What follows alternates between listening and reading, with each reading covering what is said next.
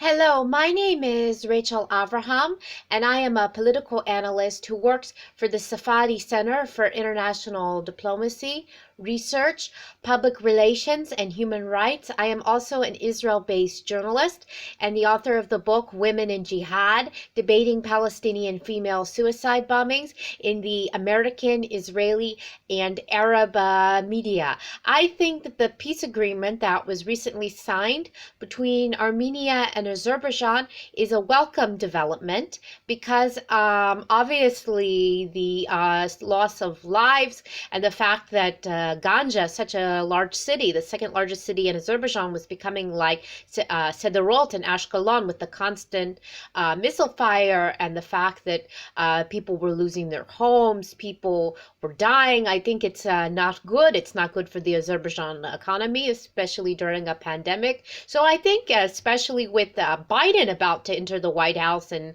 he's very pro-Armenian, I think it's better for Azerbaijan that the conflict came to an end this way, instead of dragging it out. Even though I think Azerbaijan did have the military capability to regain everything. However, given the fact that Biden was elected, that does constrain Azerbaijan's abilities to still preserve good relations with the U.S.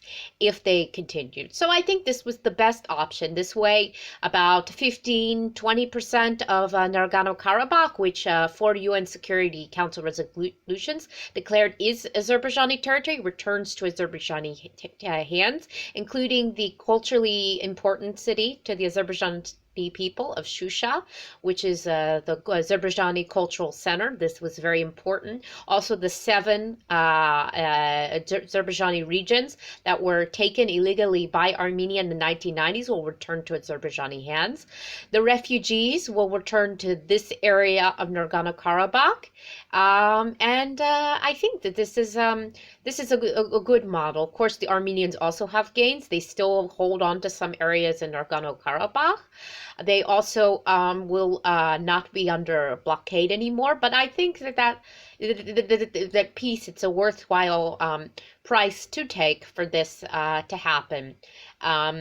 I think it's better that this conflict get over with so both the Azerbaijani and Armenian people can move forward to a better and brighter future than conflict, especially with the pandemic going on, and there's bigger things to worry about than conflict with the pandemic. It's a global crisis. It's better to focus resources on that, for Azerbaijan to continue to expand with the oil pipeline than to be boiled down with a protracted conflict with no end in sight. And the gains that Azerbaijan made were very good. I think the fact that Turkey and Israel were able to supply Azerbaijan gave Azerbaijan a strategic military edge, and now the Armenians should think twice before they ever target Azerbaijan again, like they did. I believe they were responsible for this conflict because Azerbaijan wouldn't have started this conflict on their own.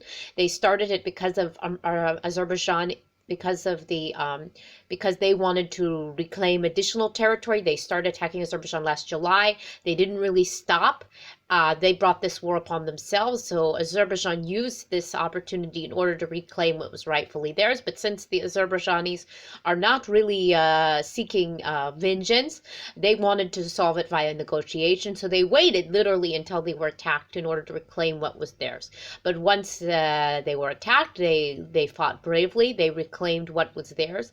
And I think that this is good. They got a good chunk of what was theirs and managed to get the conflict over with before Biden takes over and makes things more complicated for them.